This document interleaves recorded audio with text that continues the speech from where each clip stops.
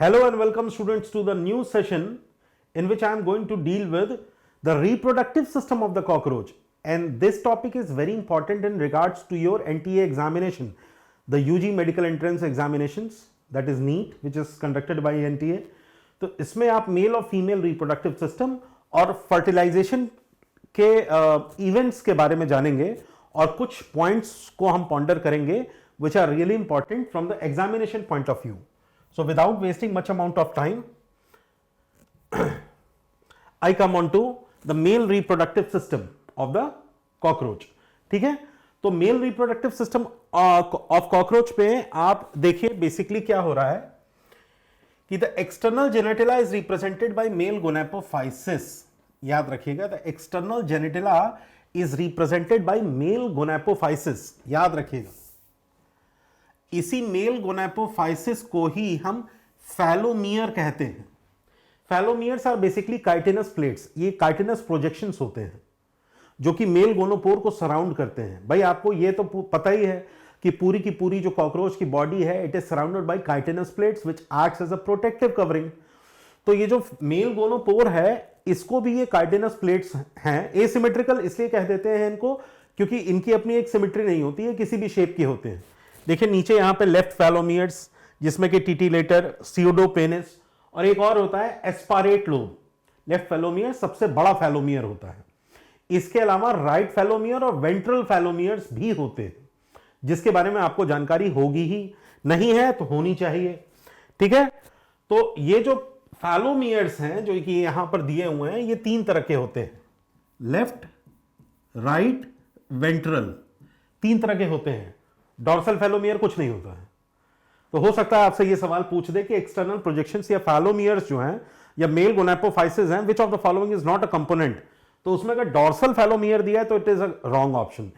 तो left, right और ventral, जिसमें कि लेफ्ट फैलोमियर जो होता है वो सबसे बड़ा होता है. इसके तीन कंपोनेंट्स होते हैं लेफ्ट फैलोमियर के. टिटिलेटर है, स्यूडोपेनिस है, एस्पारेट लोब है और एक और होता है जिसे हम अक्यूटो लोब कहते हैं.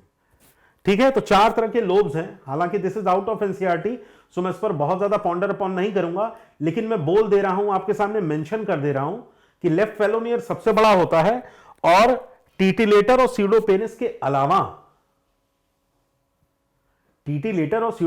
अलावा अक्यूटो लोब भी होता है इसमें और एस्पारेट लोब भी होता है इसमें. इसके अलावा राइट और वेंट्रल फैलोमियर्स जो होते हैं, राइट फैलोमियर्स में हुक्स होते हैं. हुक क्या करते हैं कि फीमेल गोनेपोफाइसिस जो गाइनोवैल्व्यूलर प्लेट होती है उसको ओपन करने के काम आते हैं, जबकि जो वेंट्रल फैलोमियर होता है इट इज हुकलेस, इसमें हुक्स नहीं होते हैं. तो इतनी जानकारी भर आपको इस लेवल पर होनी चाहिए यूजी लेवल में जब आप नीट का एग्जामिनेशन के लिए अपीयर करने जा रहे हो तब. ठीक, asymmetrical structure surrounding the male gonophore जो कि मैंने मेंशन कर दिया है यहां पर. The sperms are stored in the seminal vesicles. याद रखिएगा, जो स्पर्म का स्टोरेज है वो सेमिनल वेसिकल में होता है. स्टोरेज पर सवाल पूछा जाता है. कॉकरोच में जो टेस्टिस है इससे स्पर्म निकलेगा, इससे निकलेगा और वास्ट डिफरेंस के थ्रू ये दोनों तरफ से वास्ट डिफरेंस आएंगी और यहां पर सेमिनल वेसिकल देखने को मिलेंगे आपको. इन सेमिनल वेसिकल्स में स्पर्म का स्टोरेज होता है. ठीक, स्पर्म का स्टोरेज होता है. अब इसी सेमिनल वेसिकल से अटैच्ड एक और ग्लैंड है जिस ग्लैंड को हम कहते हैं यूट्रिकुलर ग्लैंड. इसी यूट्रिकुलर ग्लैंड कहां पाई जाएगी? यूट्रिकुलर ग्लैंड पाई जाती है at the junction of vas deferens and ejaculatory duct. इस वास डिफरेंस और इजैकुलेटरी डक्ट के जंक्शन पर, ये इजैकुलेटरी डक्ट है, ये देखिए, इनके जंक्शन पे समाइनल वेसिकल पाई जाएगी. इसी समाइनल वेसिकल जहां पर स्पर्म का स्टोरेज हो रहा है, इसी से एसोसिएटेड एक और ग्लैंड का नाम मैं ले रहा हूं जिसको कि मैं कह रहा हूं यूट्रिकुलर ग्लैंड. क्या नाम ले रहा हूं मैं उनका? यूट्रिकुलर ग्लैंड. अब देखिए इसमें यूट्रिकुलर ग्लैंड है नहीं, मैं आपको एक्सप्लेन कर देता हूं यूट्रिकुलर ग्लैंड.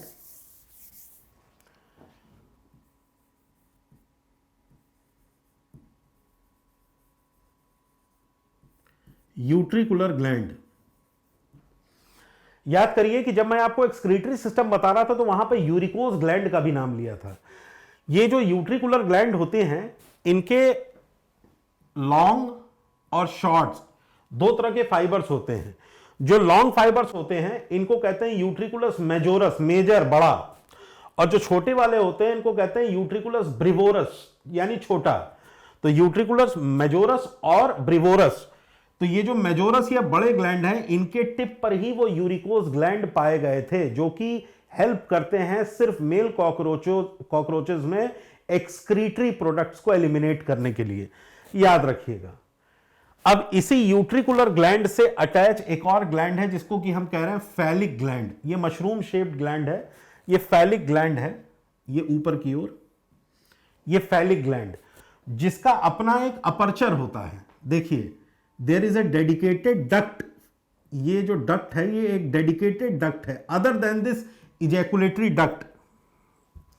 देखिए इजैकुलेटरी डक्ट को मैं यहां पर ब्लू से दिखा रहा हूं, इजैकुलेटरी डक्ट को मैंने ब्लू से दिखाया है, जबकि रेड से मैंने आपको डक्ट ऑफ फैलिक ग्लैंड दिखाया है।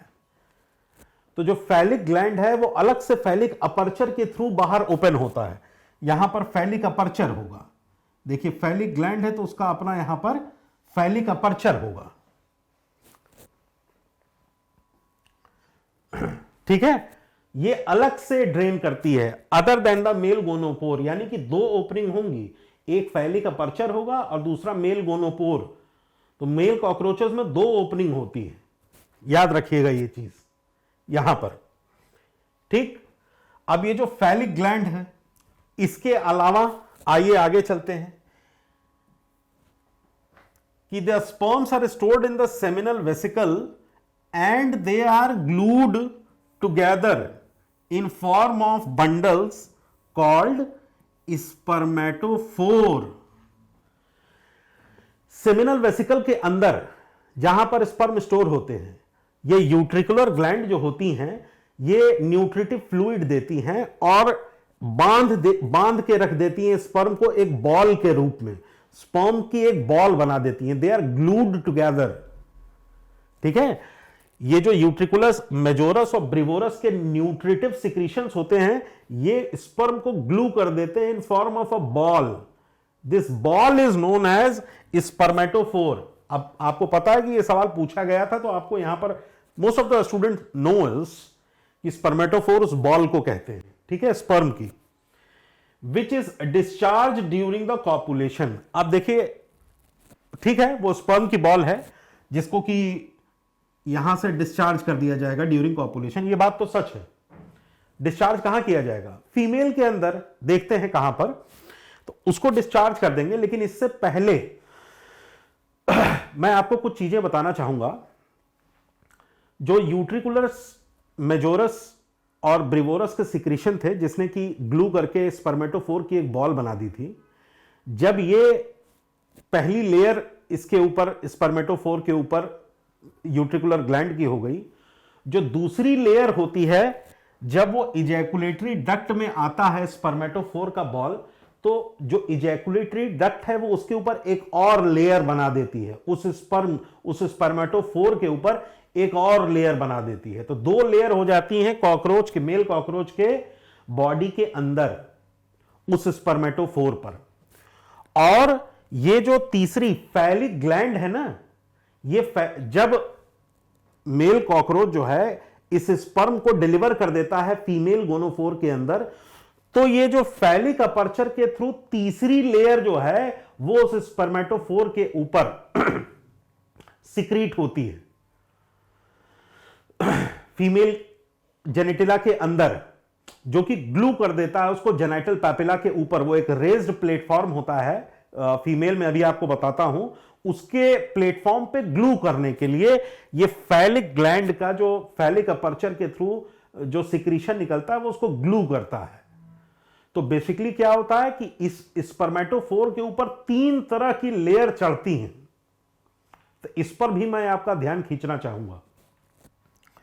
ड्यूरिंग कॉपुलेशन, बात तो सही है, ड्यूरिंग कॉपुलेशन, ठीक है। बाकी मैंने आपको लेफ्ट फेलोमियर, राइट और लेफ्ट फेलोमियर के बारे में, यूट्रिकुलर ग्लैंड के बारे में मैंने बता ही दिया है। फैलिक ग्लैंड को कॉन्ग्लोबेट ग्लैंड भी कहते हैं।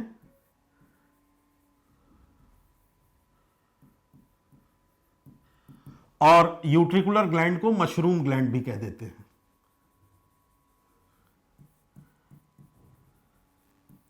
ठीक है, इसको कॉन्ग्लोबेट कह दिया फैलिक ग्लैंड को, और मशरूम ग्लैंड कह दिया यूट्रिकुलर ग्लैंड को। ठीक, ये मेल रिप्रोडक्टिव सिस्टम है आपके सामने। स्पर्म जो है कहां बन रहे हैं? टेस्टिस में स्पर्म बनेंगे, टेस्टिस के थ्रू वास डिफरेंस से निकल करके सेमिनल वेसिकल में स्टोर हो जाएंगे।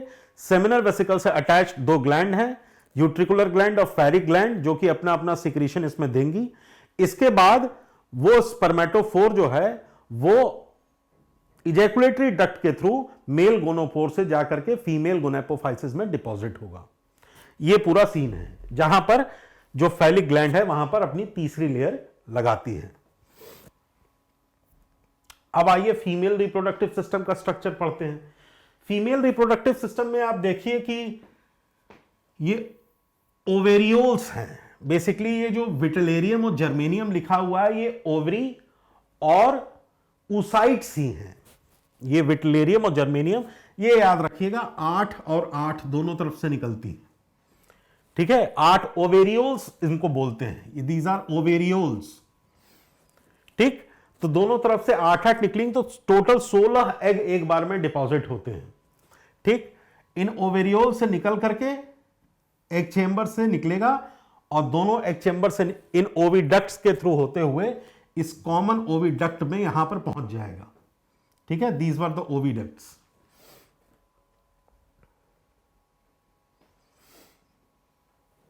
ठीक, दोनों तरफ से ओविडक्ट निकली है जो कि कॉमन ओविडक्ट में एग्स को लेके आ रही है, एक तरफ से 8 और दूसरी तरफ से भी 8। आइए पढ़ते हैं। Female reproductive system consist of 2 large ovaries lying laterally in the 2nd to 6th abdominal segments। 2nd to 6th, ये 2nd है तो 2nd से 6th के बीच में लाई करेंगी, एबडोमिनल सेगमेंट में लाई करेंगी। Each ovary is formed by the group of 8 ovarian tubules. जैसा कि मैंने आपको बताया है 8 ओवेरियन टिब्यूल्स रहेंगे दोनों ओर। 8 ओवेरियन टिब्यूल्स जिसको ओवेरियोल्स कह रहे हैं। विटिलेरियम और जर्मेनियम जैसा कि मैंने आपको पहले भी बताया है ये ओवरी हैं और oocytes हैं। आप इनको समझ सकते हैं लोअर फ्लैटवर्म्स में, रोटीफर्ड्स में ये आपको देखने को मिलेंगे। ठीक है, तो ये थोड़ा सा आउट ऑफ कंटेक्स्ट चला जाएगा, that's why I am not dealing with these two things. Each ovary is formed by the group of और the ओवेरियोल्स containing a chain of developing ova। ठीक है, एक चेन ऑफ डेवलपिंग ओवा, जो सबसे आगे वाला है वो सबसे ज्यादा मैच्योर है, इसका मतलब होता है चेन से। These oviducts of each ovary unite to a single median oviduct also called as vagina। ये जो कॉमन ओविडक्ट है ना डियर, ये इसी को हम वेजाइना भी कह देते हैं। ये यहां से ओविडक्ट निकली, राइट और लेफ्ट ओविडक्ट, जो कि जिनका एक कॉमन मीटिंग पॉइंट है, जिसको हम कॉमन ओविडक्ट कह दे या इसी को वजाइना कह देते हैं। ठीक है, which opens into a genital chamber. ये जो पोर्शन है ये देखिए, this portion, this is known as genital chamber. अब इस जेनाइटल चेंबर में क्या क्या देखने को मिल रहा है? सबसे पहला देखने को मिल रहा है स्पर्मेथिका।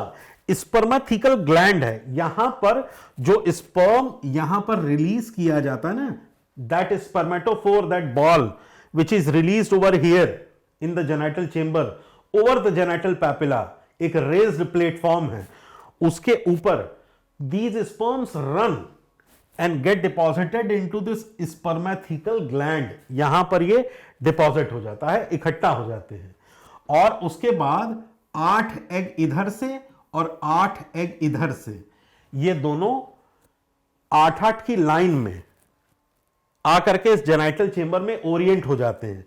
और उस ओरिएंटेशन की वजह क्या है?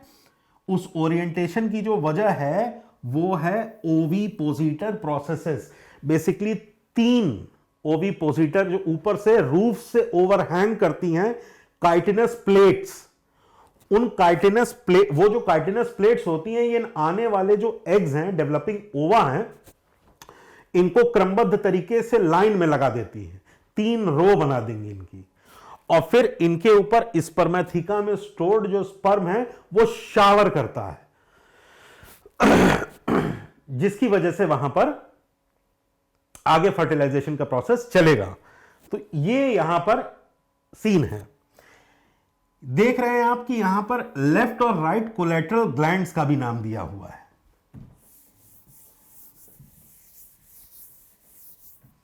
ध्यान दीजिएगा, लेफ्ट कोलेटरल ग्लैंड, ये देखिए ये ब्रांच्ड है,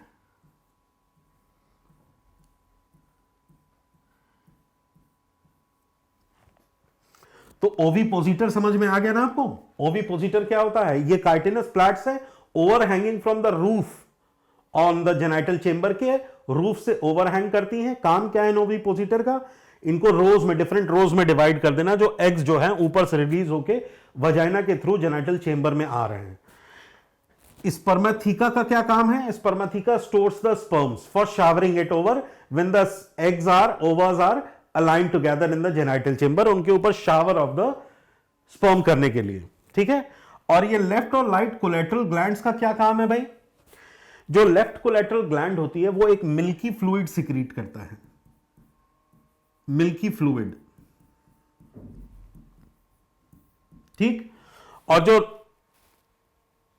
जो राइट कोलेटरल ग्लैंड है वो डाइहाइड्रोक्सी फिनॉल सिक्रीट करता है। क्या सिक्रीट करता है,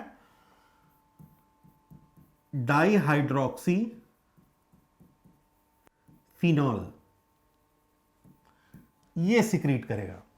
तो ये मिल्की सिक्रीशन जो होता है राइट का और लेफ्ट का, ये एक तरह का स्क्लेरोप्रोटीन बना देता है, ब्राउनिश रंग का स्क्लेरोप्रोटीन बना देता है।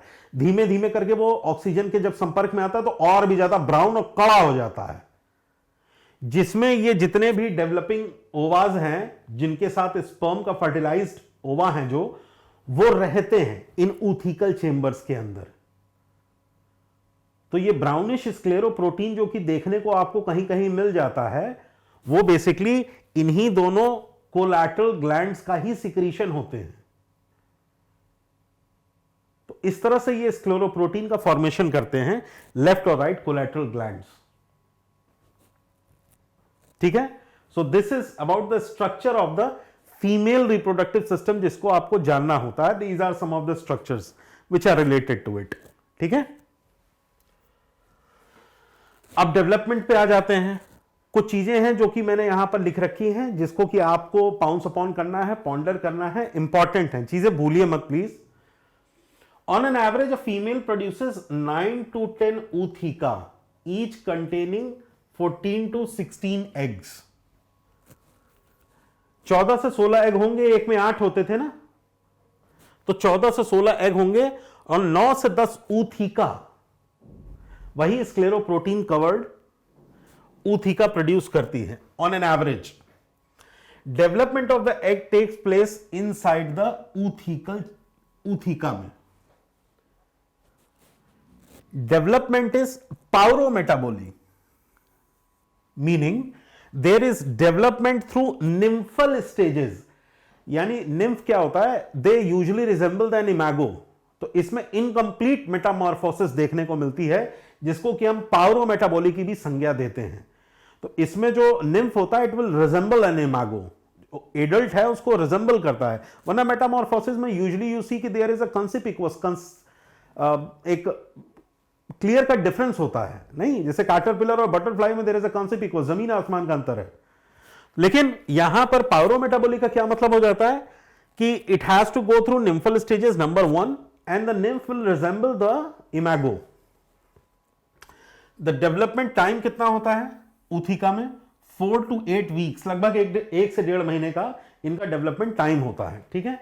इसके बाद these nymphs look very much like adults, इस चीज को मैंने अभी बताया भी था आप लोगों को। The nymph grows by molting about 13 times to reach to an adult form। इस nymph को 11 से 13 बार तक मोल्टिंग करनी पड़ती है ताकि वो एक एडल्ट इमेगो बन सके। The nymph changes into adult in 1 year. अब आप कहेंगे कि ये जो 13 मोल्टिंग होती है इसमें समय कितना लगता है? लगभग 10 से 11 महीने लग जाते हैं 13 बार मोल्ट करने के लिए। ठीक है। Time interval between 2 moulting is called a stadium. Stadium time, उसकी यूनिट टाइम है लगभग 1 महीने या उससे थोड़ा सा कम, 25 दिन। 13 बार मोल्ट करेगा साल भर में तो 25 दिन में करेगा एक बार में। ठीक है। तो 25 से 27 दिन ये इसकी यूनिट, स्टेडियम की यूनिट होगी टाइम। ये समय है 2 मोल्टिंग के बीच का। In between the moulting the nymph is called instar larva कह देते हैं। एक मोल्ट से दूसरे मोल्ट के बीच में जो लार्वा होता है उसको इंस्टार लार्वा कहते हैं। तो ये कुछ इंपॉर्टेंट टर्मिनोलॉजीज हैं विच आर रिलेटेड टू पेरिप्लैनेटा के डेवलपमेंट को लेकर के, और ये वो सारे सवाल ही हैं जो कि आपसे नीट एग्जामिनेशन में पूछे जाते हैं। ठीक है।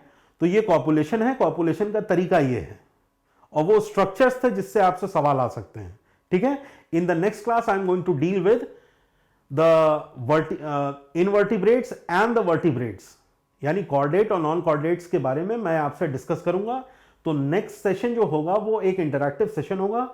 Do see that session as well. उसमें मैंने क्या किया हुआ है, कंपैरेटिव स्टडी के लिए एक चार्ट बनाया है। उस चार्ट में जितने भी सिस्टम्स हैं और जितने भी फाइलम्स हैं उनको हॉरिजॉन्टली और वर्टिकली प्लेस करके एक पीरियोडिक टेबल के फॉर्म में आपके सामने प्रोजेक्ट करूंगा। ठीक है। So for that time please do study well and keep yourself safe. Thank you very much.